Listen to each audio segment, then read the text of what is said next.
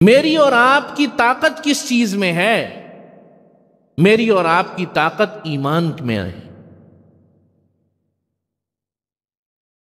ابھی آپ کو سمجھاتا ہوں کیسے ایمان کی طاقت۔ ہر قوم کا مزاج مختلف ہوتا ہے۔ اللہ نے مسلمانوں کے لیے جو روایات رکھی، جو اصول رکھے، وہ مختلف ہیں ان لوگوں سے جنہوں نے ایمان کو قبول نہیں کیا۔ یہ بات سمجھو۔ بیت المقدس، یروشلم جسے ہم کہتے ہیں، مسجد اقصی ہم جسے کہتے ہیں، یہ تینوں مذاہب میں متبرک جگہ ہے۔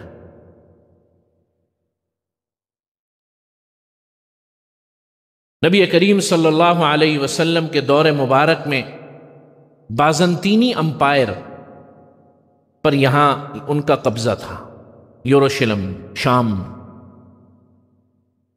سن 1716 ہجری میں شام فتح ہو گیا حضرت عمر رضی اللہ تعالیٰ عنہ کے دور میں، اور مسلمانوں کے عظیم جرنیل حضرت ابو عبیدہ بن الجراح رضی اللہ تعالیٰ عنہ کی قیادت میں شام فتح ہو گیا، اور 16ویں ہجری کے آخر میں جا کر بیت المقدس کا محاصرہ ہو گیا، یروشلم کا، مسجد اقصی، تینوں ایک ہی۔ یہ جو میں اب آپ کو واقعہ بتا رہا ہوں، اسی میں پیغام ہے میرے اور آپ کے لیے کہ مسلمانوں کی طاقت کس چیز میں ہے، اور موجودہ حالات کے اندر جو ابھی پچھلے ہفتے سے ہیں اس میں ہمارے لیے کیا سبق ہے۔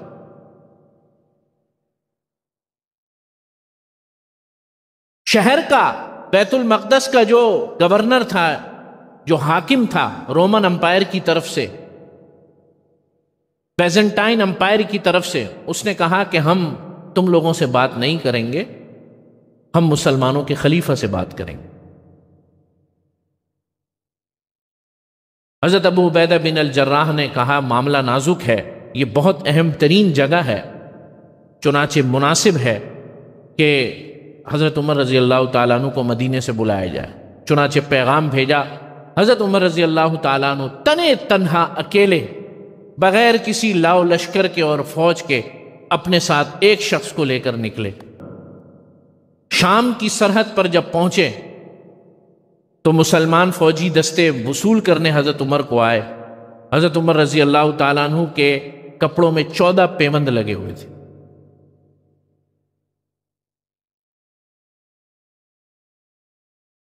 انہیں کہا امیر المومنین آپ کی حالت تو بڑی خستہ ہے۔ فرمایا جس مقصد کے لیے آئے وہاں چلو۔ پہلے بیت المقدس پہنچ گئے کچھ دنوں میں۔ حضرت ابو عبیدہ بن الجراح رضی اللہ تعالیٰ عنہ مسلمانوں کے سپہ سالار، انہوں نے کہا امیر المومنین یہ تو بڑے مہذب اور متمدن لوگ ہیں، آپ براہ کرم اپنے کپڑے تبدیل فرما لیں۔ حضرت عمر نے کہا، جو جواب دیا حضرت عمر رضی اللہ تعالیٰ عنہ نے، وہ سمجھنے سے تعلق رکھتا ہے۔ حضرت عمر نے فرمایا نحن قوم عزنا اللہ بالاسلام، ابو عبیدہ ہم وہ لوگ ہیں کہ ذلیل ترین لوگ تھے دنیا میں۔ ابو عبیدہ ہم عرب کے وہ لوگ تھے جہاں کوئی آنا پسند نہیں کرتا تھا۔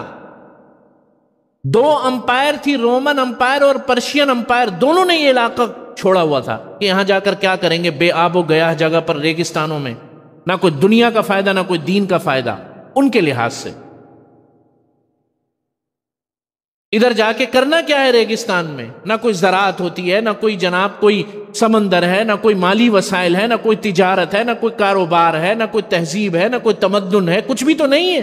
ادھر جا کے کرنا کیا ہے؟ تو یہ پورا عرب کا خطہ دونوں امپائر نے ایسے ہی چھوڑا ہوا تھا، اور گزارا عربوں کا ڈکیتیوں پر، لڑائیوں پر، لڑائیاں کرتے تھے، ہر وقت لڑائیاں طول دینا ان کی ضرورت تھی، لڑائی ہوتی تھی تو کسی کا مال قبضے میں آتا تھا۔ فرمایا ابو عبیدہ ہمیں اللہ نے یہ عزت دی کہ آج یروشلم میں فاتح کی حیثیت سے داخل ہو رہا ہوں۔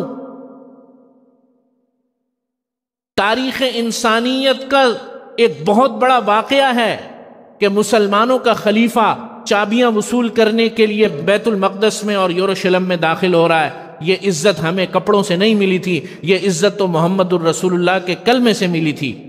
تجھے اور مجھے یہ عزت، نحن قوم اعزنا اللہ بالاسلام، اسلام سے اور ایمان سے یہ عزت ملی تھی۔ فَإِذَا ابْتَغَيْنَا الْعِزَّةَ بِغَيْرِهِ أَذَلَّنَا اللَّهُ، اگر عزت کو کسی اور چیز میں تلاش کیا تو اللہ دوبارہ ویسی ذلیل فرما دیں گے جیسے ہوئے ہوئے۔